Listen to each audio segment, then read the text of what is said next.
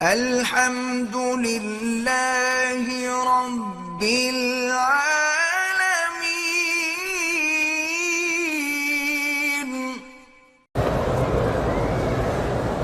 شب برات میں کوئی صحیح حدیث مبارک میں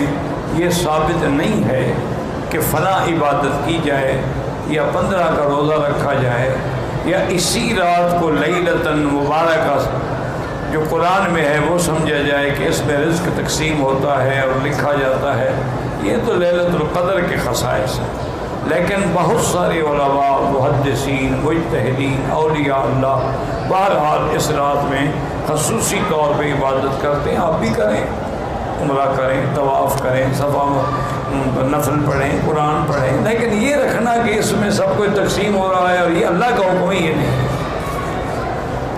علماء نے تو یہ بھی لکھا ہے کہ 15 شعبان کی رات جو ہے وہ بھی بڑی مبارک رات ہے، اس کے اندر بھی کوئی خاص حکم نہیں ہے ہمیں قرآن و حدیث میں، لیکن جتنا ہو سکے طواف کریں، نمازیں پڑھیں،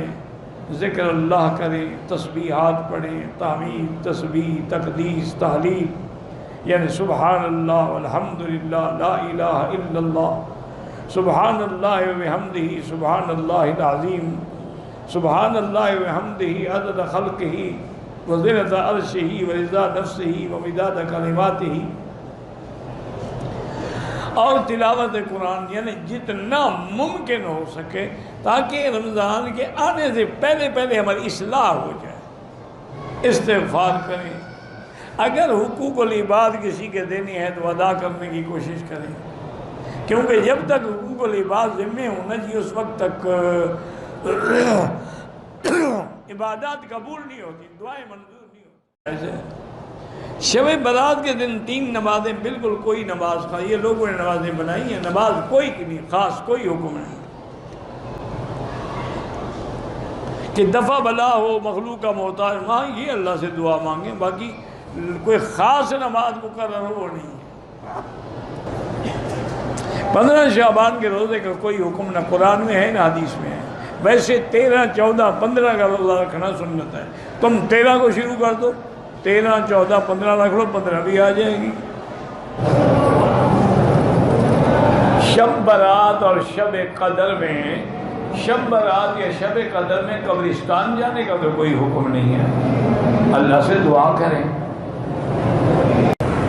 شب برات کے بارے میں کوئی حدیث مبارک صحیح نہیں ملی آج تک، لیکن اقوال علماء، مجتہدین، محدثین ہیں کہ یہ بڑی برکت والی رات ہے، اسی میں ساری وہ کشف تیار ہوتی ہے، تنفیذ لیلۃ القدر میں ہوتی ہے۔ شب معراج کے دن کا روزہ رکھنا کوئی حکم نہیں، نہ اللہ کے نبی نے حکم دیا ہے، نہ صحابہ نے حکم دیا ہے، نہ اجماع صحابہ ہے، لیکن محرم کا روزے حضور نے حکم دیا، ہم کہتے رکھو 9 کو یا 10 کو یا 10 کو اور 11 کو، لیکن رجبی کا روزہ یا معراج کے روزے یہ لوگوں نے خود بنائے ہیں، ماشاءاللہ۔